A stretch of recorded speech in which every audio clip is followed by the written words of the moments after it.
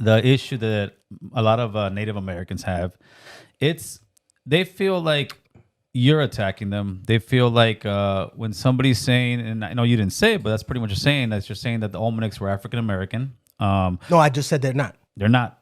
I just said that. I just said they're indigenous. Yeah, but some people say that. I don't know if that's. What you mean. I literally You did just. say I that. literally but, just. But some people say black people are the indigenous. I just want to make sure. I want to get that Gil. clear. I want to make that clear. Gil, let's get this clear now. Get this clear.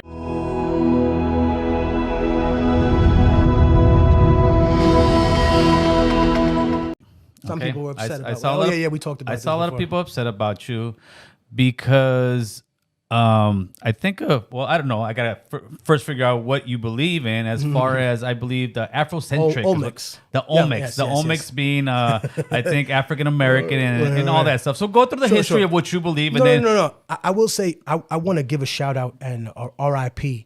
to one of the great teachers that I had, which was Native American activist Russell Means. I have a deep respect, and I want to say rest in peace and big shout out to his son, Natani Means. This is one of the people that put me under the wing and said, hey, man, I want to educate you to this. Or, hey, do you realize that Ivan Van Sertima wasn't really a doctor? He didn't have a doctorate in anthropology or in any of these things. This was a person who decided to take a bunch of facts that were not related and then put them together. So just to clarify where we are right now with this, I want to say something before I talk about this. Ivan Sertima. No. I got you. I already covered the base. Okay, good. The Olmecs are indigenous, but I want to say, so where's the camera? The Olmecs are indigenous, but I want to talk to the community that was angry at me specifically. Do any of you know what a Jaredite is? Nope. The Jaredite is what the Church of Jesus Christ of Latter-day Saints calls the Olmecs. And they believe that the tribes of Israel, which were white, showed up here to the Americas in 2 BC, right? They believe that Jesus came here in 1200 AD. Wait.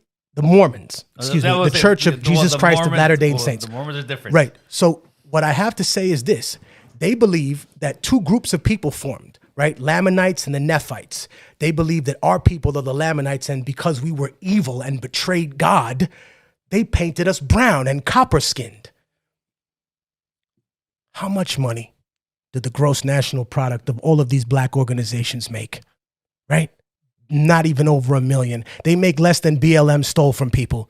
How much did the LDS, how much did the Church of Jesus Christ of Latter-day Saints, who rewrote the history of Jaredites and Olmecs, how much did they make? In February of 2021, they reported they were worth over $100 billion. So when you guys come at me, it's not that I think you're racist because you don't want no smoke with white people and you want all the smoke with black people. No, you're more like a racist lifeguard. Right? You are supposed to take care of the pool. On this side of the pool, you got black kids that are jumping in the pool, splashing around, running around, doing things they shouldn't do.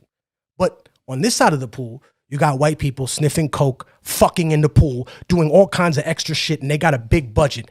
And you scared as death to these people because I haven't seen one post about a Jaredite on most of y'all pages. So y'all got all the smoke for the little homies, right? You got all the smoke for the people that are easy to fight, but you don't got no smoke for motherfuckers that got way more money than you, right? I was taught when I was a kid that if you fight someone your size and you win, it's expected. But if you knock a motherfucker out twice your size, it's respected. That's the difference. I don't consider this a step up. I consider this a step 2. I consider this an opportunity to come tell you to your face that if you don't have a Jaredite on your page, then you've been fighting with poor black people your whole life because you scared to fight with rich white people. You scared to step up to the people that are literally rewriting history with a $100 billion budget, but you think the biggest threat to you is an anonymous profile with some bullshit on there? Don't fuck with me, homie. Yes, the Olmecs are indigenous. And yes, you're a sellout. And yes, you're a coward. And yes, please come see me and have a conversation with me. I don't mean come see me like come fight me because that's stupid. I'm saying come see me and have a conversation with me because I'm an open book, motherfucker. Because you don't need nothing but time, patience, and respect to have a conversation with me. I am not an asshole unless you rub me the wrong way.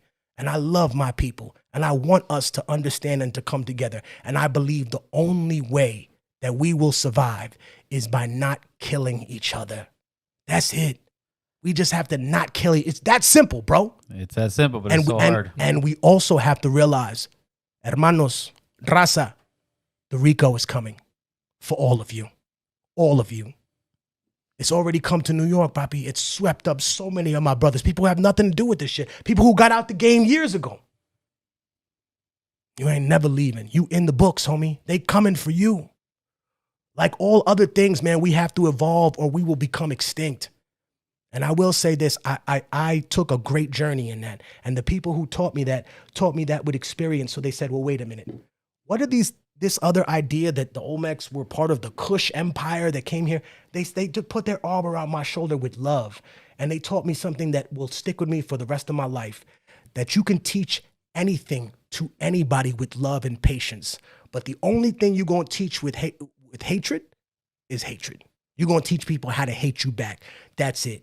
So the individuals who came with me and educated me to these principles and said, no, these are the things. There was never any stone tools, metal tools, or anything left by.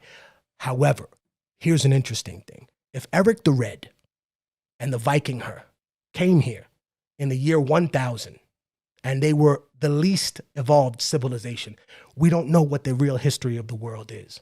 That's the one part that I'm very, very confused and concerned by. Because when we talk about the slave trade, I don't think that people really recognize the exact origins. They say, oh, it's Europeans. The first slave ship was called the good ship Jesus of Lubeck. While that may be true, you're talking about the 14 and 1500s.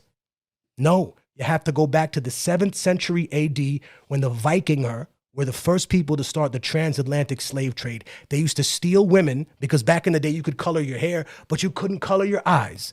So the Arab lords who ran a slave market in Cairo said, we will pay a woman's weight in silver for red hair and green or blue eyes. And these Vikinger used to go up to the coast of Scotland and Ireland. This is a true story. Look it up. And they used to come down. I love when people please disagree and figure it out for yourself. And they used to steal these women and take their boats down the coast, selling them in what they call the Cordovan Caliphate, which was what Spain was before it then broke off to the principalities of Granada and then reinvaded by the Reconquista. But before then, they would follow that course, take the Strait of Gibraltar, and then come by North Africa to the slave market where they sold these women. I think we have to have conversations about the real history of things. And I think that me coming to a much older Native American activist, someone who wasn't just learning this and felt the need to overcompensate by attacking people, taught me this with love and said, no, brother, I want to educate you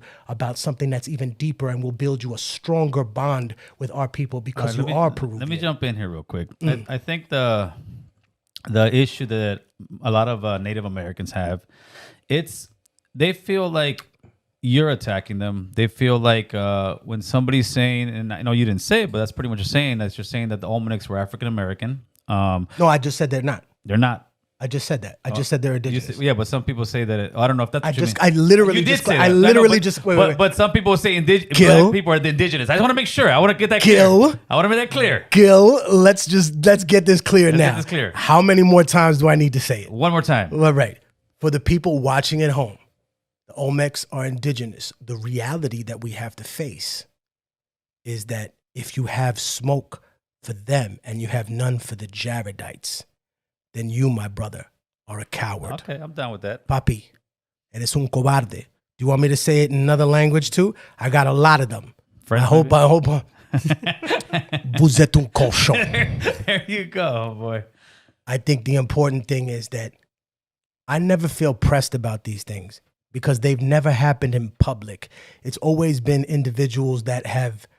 And not just that. I'm talking about in any scenario for people approaching me. Yes. It's never been in public. It's always been online. Right. But the beautiful thing is I've found more and more that if I'm willing to engage with people, and believe me, brother, I've been to almost every reservation that's in this country, most of them. I've been to a lot of them. I have never had somebody come up to me and be like, you hate us. Never, brother. Look at me, brother. Look at me in my eye. Never. Not with the Sioux, not with the Crow, not with the Narragansett, not with any of my brothers. Never. Because when they approach me, I shake their hand like this And when they ask me any questions about it, I'll say what I learned. I'll say what I relearned. I'll say what I had a conversation with. And in that case, they realize, man, I've really been hating this dude for a whole reason that doesn't exist. So if you still don't like me after this show, do me a favor.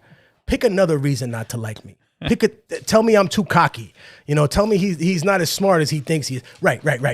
But don't try to hit me with that, because there's no Jaredite on your page. And now you're going to put a post up. You're going to put a post up about the Jaredites. You're going to put a post up about me talking about the Jaredites. And then you're going to try to clean up why the fuck it ain't on your page. Why ain't it on there? And it's because, again, either in the street, we assume malice. At home, we assume ignorance, right? Yes. When you're with your kids and they do something wrong, you don't assume that they did it to try and hurt you and fucking kill you. You assume that they did it out of ignorance. Yes. If somebody runs up on you on the street, it's not ignorance. It's malice. Yes, so I'm going to be real with you, Papi. When I talk to these individuals, I had somebody hit me up about just that fact and just that issue right before I came on your show. He actually has like 3,000 or 4,000 people that follow him, a block profile dude, hit me up and said, yo, I really would like to hear you talk about that specific subject. And I said, I absolutely will. And I also want to clarify about the Jaredites. And I hope people are Googling them right now and asking them why you have no smoke for $100 billion entity. Like, I get it. If you had a line of people and you had to pick one to fight, well, of course you want to pick the smallest one, even though the biggest one raped your family.